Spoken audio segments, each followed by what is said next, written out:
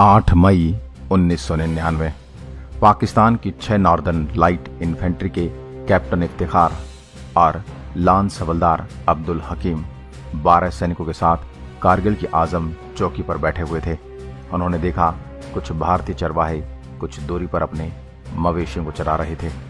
पाकिस्तानी सैनिकों ने आपस में सलाह की कि क्या इन चरवाहों को बंदी बना लिया जाए। किसी ने कहा कि अगर उन्हें बंदी बनाया जाता है तो वो उनका राशन खा जाएंगे, जो कि खुद उनके लिए भी काफ़ी नहीं है। उन्हें वापस जाने दिया गया। करीब 1.5 घंटे बाद ये चरवाहे भारतीय सेना के 6-7 जवानों के साथ वहां वापस लौटे। भारतीय सैनिकों ने अपनी दूरबीन से इलाकों का मुआयना किया और वापस चले गए। करीब 2 बजे वहां एक लामा हेलीकॉप्टर उड़ता हुआ आया। इतना नीचे कैप्टन इफ्तिखार को पायलट का बैज साफ दिखाई दे रहा था।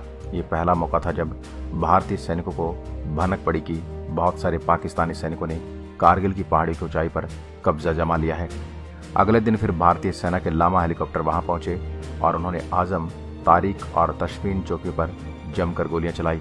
कैप्टन इफ्तिखार खान ने बटालियन मुख्यालय से भारतीय हेलीकॉप्टर पर गोली चलाने की अनुमति मांगी, लेकिन उन्हें ये इजाज़त नहीं दी गई क्योंकि इससे भारतीयों के लिए सरप्राइज एलिमेंट खत्म हो जाएगा।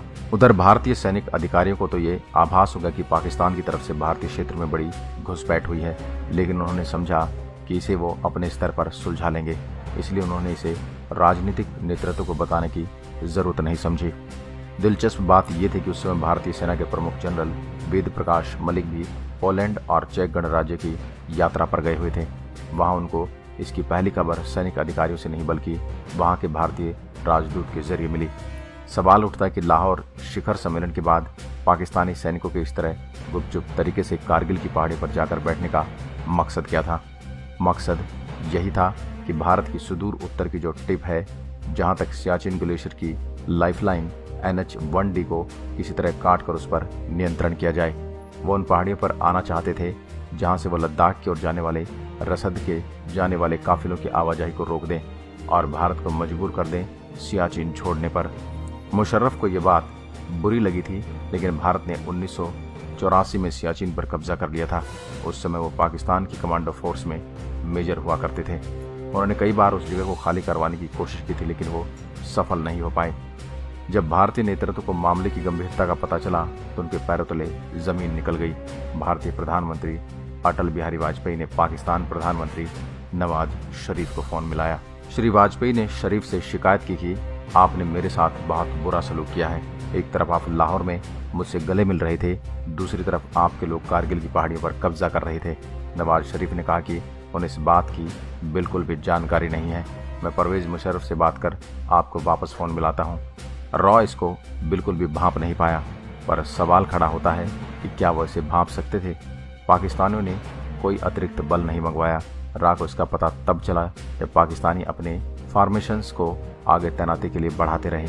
पाकिस्तानियों का बहुत ज़बरदस्त प्लान था कि उन्होंने आगे बढ़कर खाली पड़े हुए बड़े इलाके पर कब्जा कर लिया। वो लेह कारगिल सड़क पर पूरी तरह से हावी हो गए। ये उनकी बहुत बड़ी कामयाबी थी।